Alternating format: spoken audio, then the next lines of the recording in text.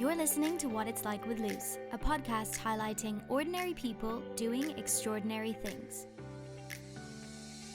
I'm your host Lucy Norris, and on today's episode I'm chatting to founder of The Naked Collective, a brewing company producing a range of natural, healthy beverages built around your daily needs.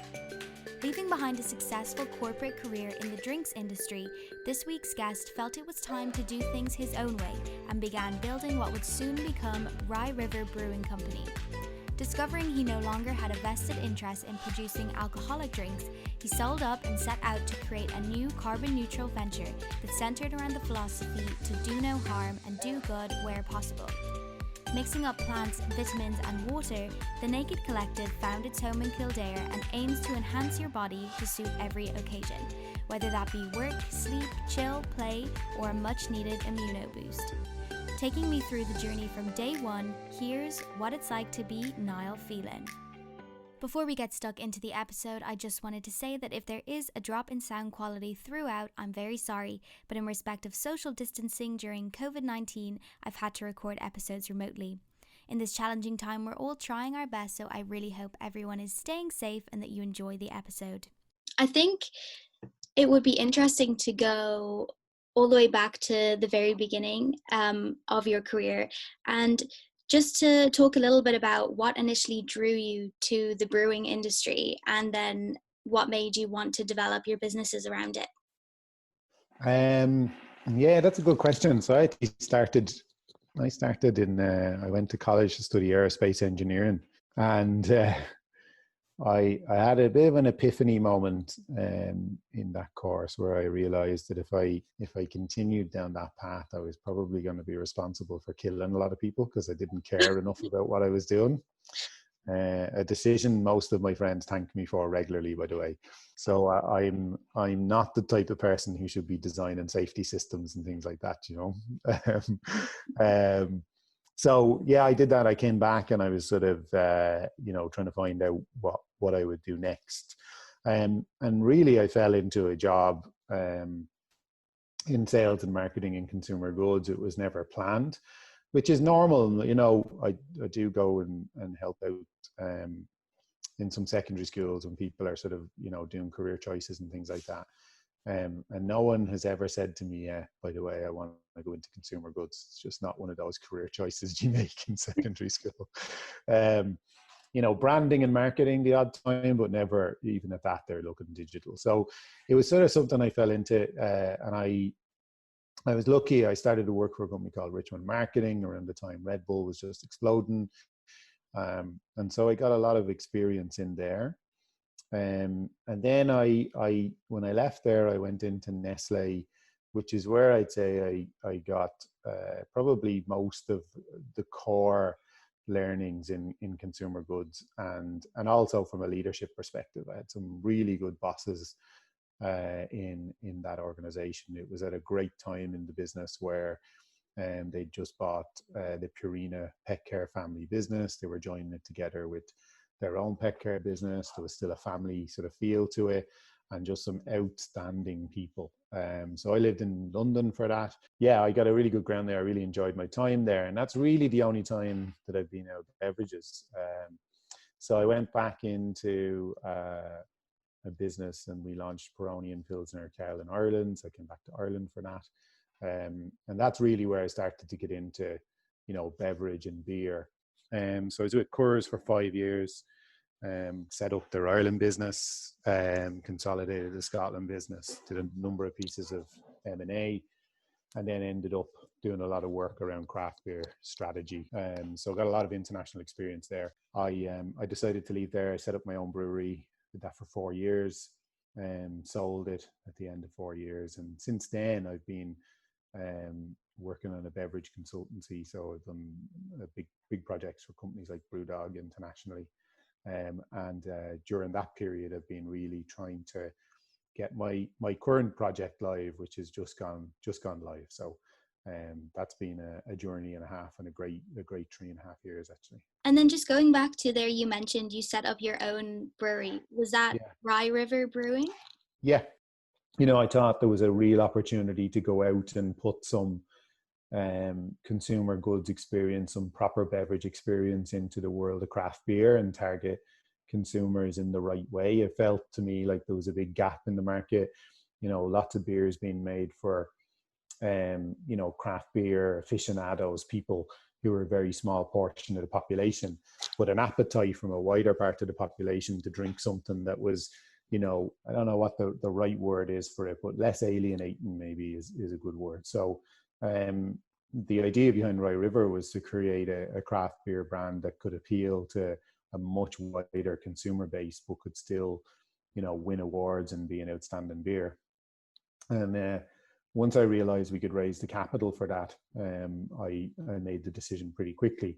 But I had made a very early decision to leave Coors anyway. I mean, I gave them about a year's notice on that. So it was just trying to decide what was the right project for me. And I was looking at a number of them when I decided to lock in on Rye River. And what made you sell Rye River then? I think you got to recognize when you're in something that, isn't probably long-term what you want to do. So we had sold a chunk of the company already. We took in investment to a private equity sort of hybrid business. And we were looking to take on more of their cash, and therefore, the majority of the business was going to sit in ownership somewhere else. And at that point, I really sat back and had a chat with my family, and I said, you know what, it's been a fun journey, but I don't really drink anymore. So I felt a little bit disingenuous. I very rarely drink. Now, nothing against alcohol, other than the fact that I'm very health conscious, and I like to, I won't have a drink if I've got something on the next morning, training or an early meeting and things like that. And I'll often go out, and sit and drink sparkling water or a non-alcoholic beer. And it doesn't bother me either way. So I felt a bit disingenuous that we were creating these great beers, and I actually had lost a little bit of interest in the world of regular beer. But what was peaking in my mind at the time was this opportunity to use brewing to create something healthy and something functional, something that could actually, instead of, causing lots of social issues and causing lots of health issues and costing the taxpayer millions and billions of euros, could we actually create something that actually helps people feel better and can contribute to their long-term health and wellness, but also give them some sort of impact when they drink it. And that had been playing in my mind for a while. Now I planned to get into that when I started my beverage consultancy, but I got very busy very quickly. And it's really only in the last year that I've been able to explore that properly and develop the product range. And then just touching on the fact that you wanted to brew something that, was a bit more health conscious. I read that when you were working for Province Brands, you made a cannabis-based beer. Yeah, so I was a consultant for Province, and I went in to help them launch a CBD product, a non-alcoholic CBD product. So cannabis still interests me a lot, because most of the research that seems to be coming out would suggest that it's a lot less harmful than alcohol in nearly every way, and in fact has huge health benefits. So that really intrigued me. So we were looking at bringing a non-alcoholic CBD product to market in Europe, and a full-strength cannabis product with marijuana in Canada under the legalization rules over there. The cannabis markets have taken a huge knock even before the coronavirus in Canada. So a lot of the money and investment had dried up, and it became clear that the money wasn't going to be there from Province to actually launch the brands for a long time, and therefore the opportunity was probably too small for me to stay and get involved in.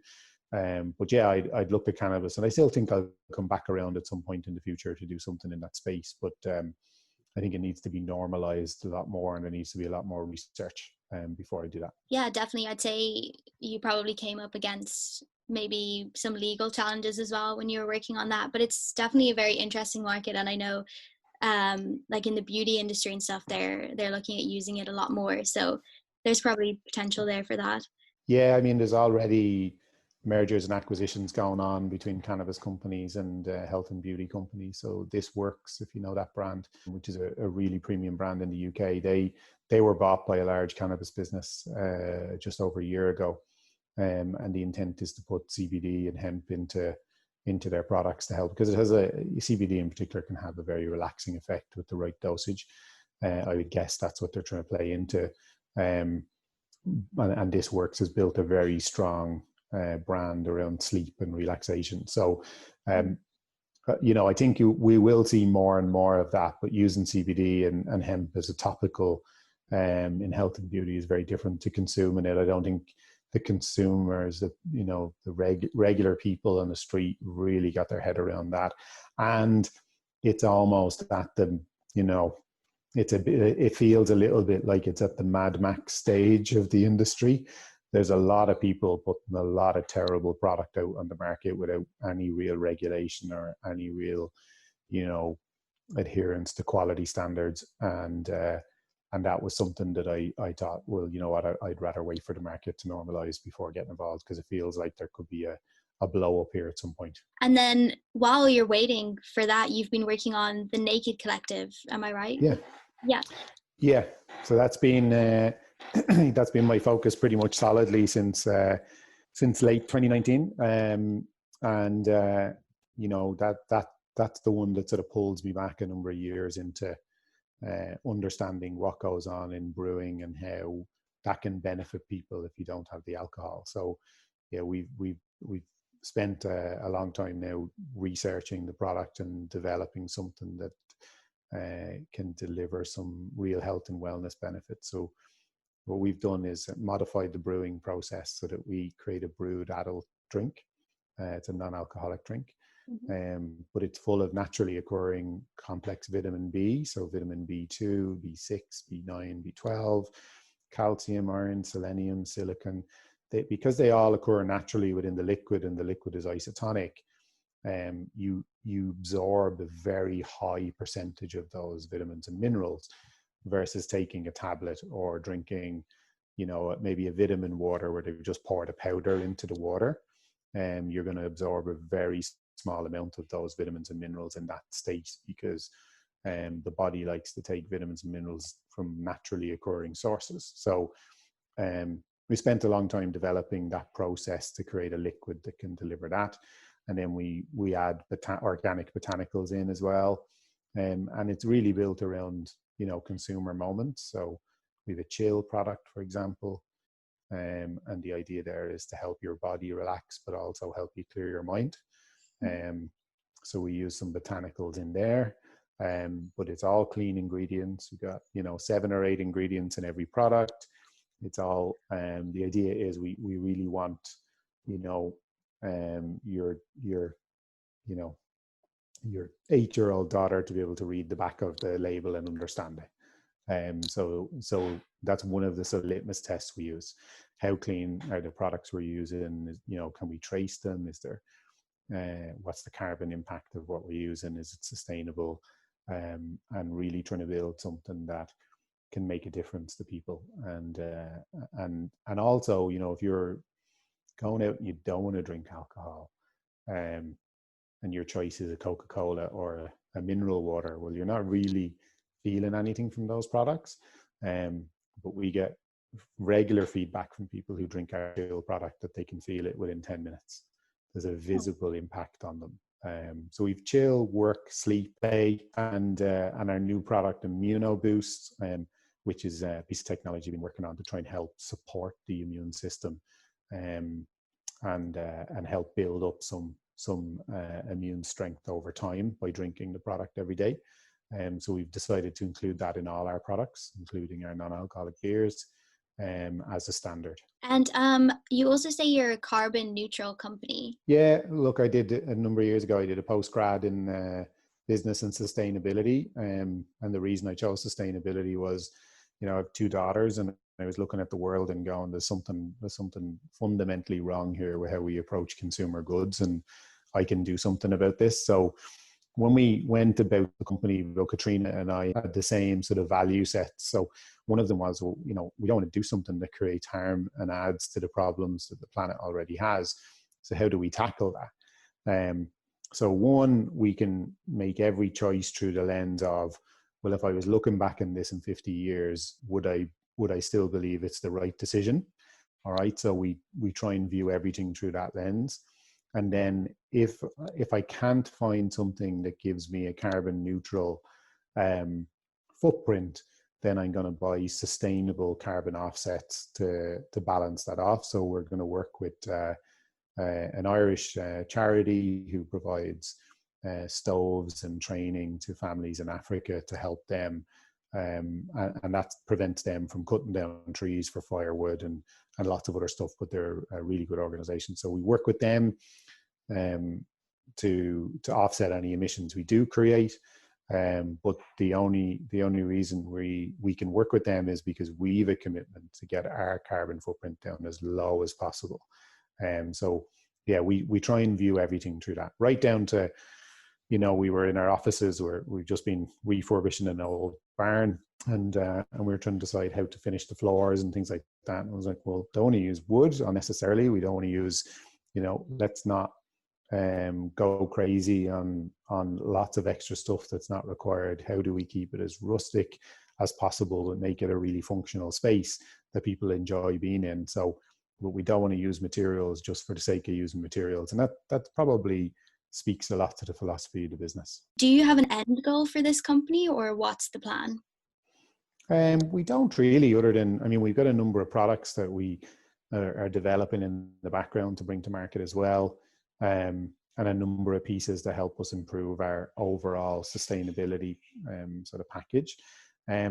But, we're at that stage where we're just bringing the products to market, getting them in front of people, getting our listings in retailers. So, who knows where it'll go or what will happen. I've given up on making those predictions, and I don't believe in 5-year plans. So we have a strategy for the brands and the company, and it's really built around a philosophy to do no harm and where possible do good. And they're very specific statements for us. So it's, to do no harm is not just around the environment, but people.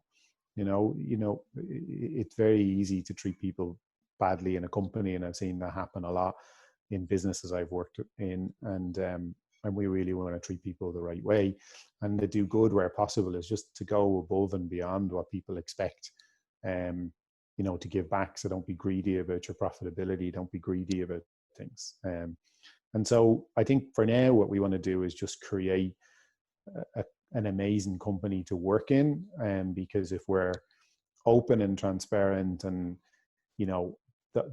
those pieces flow all the way through the fiber of the company, then we can be really authentic about who we are. And listen, we'll make plenty of bloody mistakes along the way, and there'll be plenty of challenges. So it's adapting to those and recognizing that we're not perfect. We're a collective. We're a group of people who've come together with a shared set of values who really want to make a difference. We just happen to be doing that through beverages. And yes, of course, we want to make money. We're a business. We've got investors to look after as well, but we want to make the right amount of money by doing the right thing and making good long-term decisions. So let's see where that takes us. Who knows? From an outsider looking in, it could appear that the drinks industry is already fairly saturated. In your opinion, and I guess with regards to your business as well, what do you think it takes to stand out from the crowd when you're bringing a new product to market? I think, it's a really good question, actually, because it is absolutely saturated, but it's saturated with a lot of the same stuff. So to stand out, you've got to be authentic in everything you do. And you've got to have a real point of difference, not a perceived point of difference.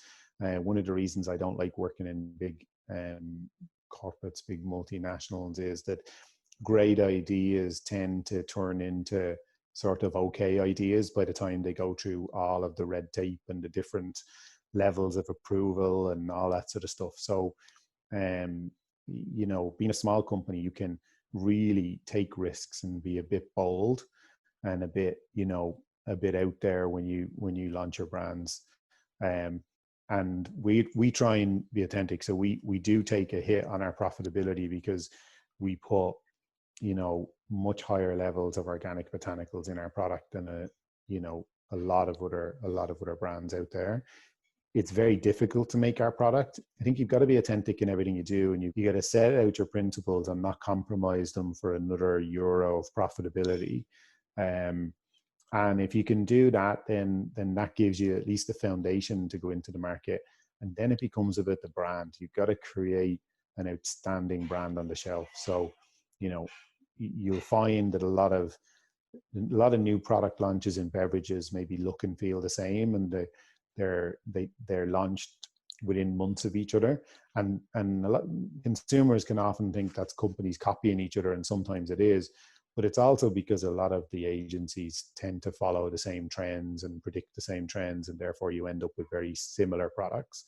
We've tried to go beyond that as much as possible, to create stuff that really is different to what's out there in the market, and to really understand what's the average person thinking when they walk into that fridge, what's on their mind.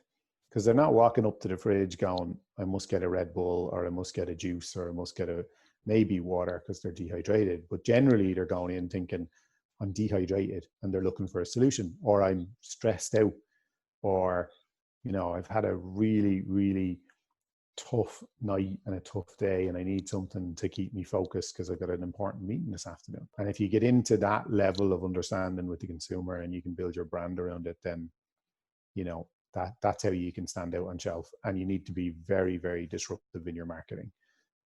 So, watch this space. And then just going back to you as a founder, you founded 2 businesses now.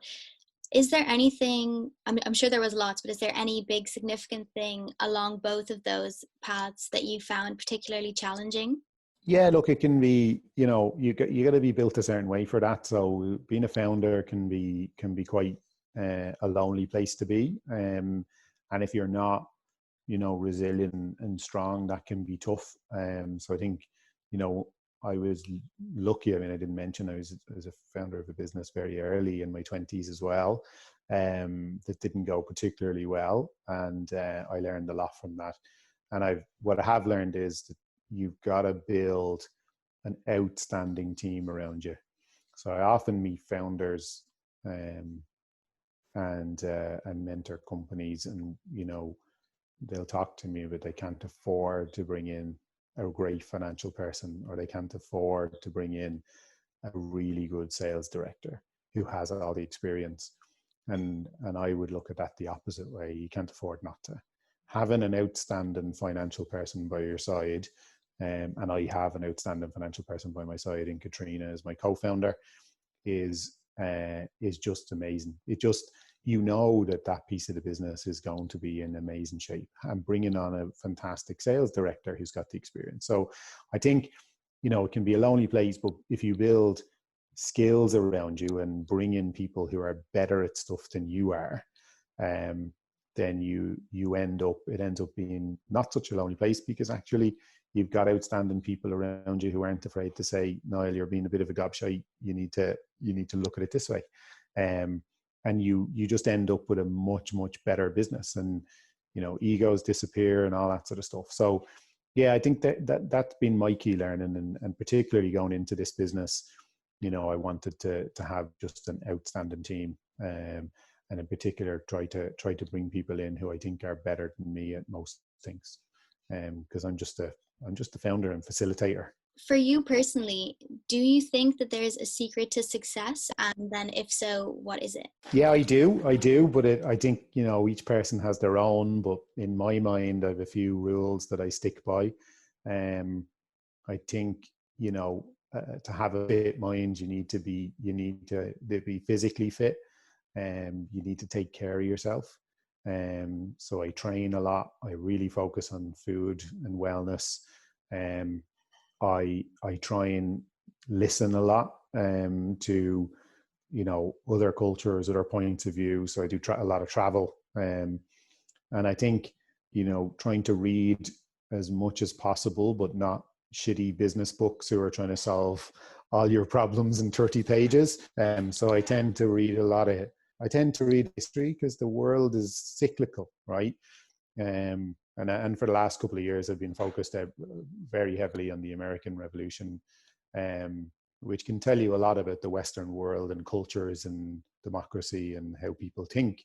But in particular, you know, I would say the most common word that my friends and ex-colleagues would use to describe me is relentless. Pretty much in everything I do. So if I get knocked down, I'm already on to the next thing. I've had plenty of failures in my life, and there was a time being Irish, you know, that word is a difficult word for most Irish people, and there's a real fear of failure. I just look at each one as a notch. It's like a scar that you go, right, what have I learned from that? Let's move on. So that relentlessness to go, we'll find a way to do this, and then get you rallied behind that is really interesting. So yeah, there are a few of the things I sort of think about, but putting all that aside, I've just an amazing family behind me. So, you know, without that support, and without, you know, an extremely smart wife and two really good daughters, I wouldn't be able to do any of this. So, you know, having that support at home is phenomenal. And then just to finish everything off, and then I will let you go. If I put your 10-year-old self in front of you today, from the position that you are sitting in and from everything you've been through and everything you know now, what's the biggest piece of advice you would give yourself? Stick with the football training, because there's more money to be made. Someone else said that, you know, the other day. Yeah, I was a good footballer for a while, and then I got bored with training and didn't go back. And I often think what would have happened. But actually, you know what? Genuinely, I think I would say, you know, at 10, I think focus on the things you can control in your life, because about 95% of everything that goes on around you is outside of your control. But if you can focus on that 5% and what you can really control, how you treat people, because I was a bit cocky when I was younger as well. So, you know, learning that stuff earlier, I think, you know, would have been really helpful. And losing some of that cockiness that comes with sort of late teenager, early 20s, would have definitely jumped me on further. So I'd say, you know, that sense of control what's around you, treat people the right way, you'll get it back in spades, and do the right thing always, because I definitely haven't done that all my life. So, well, that's so interesting, and thank you so much for letting me pick your brain for a little bit. I really appreciate it. No worries at all, Lucy. Thank you so much for listening, and as always, please rate, share and leave a comment if you like what you hear, and don't forget to follow @whatitslike_pod on Instagram and Facebook. For more information on the Naked Collective, visit the links provided in the show notes. I'll be back next week with more inspiring stories, but for now, this has been What It's Like with Luce.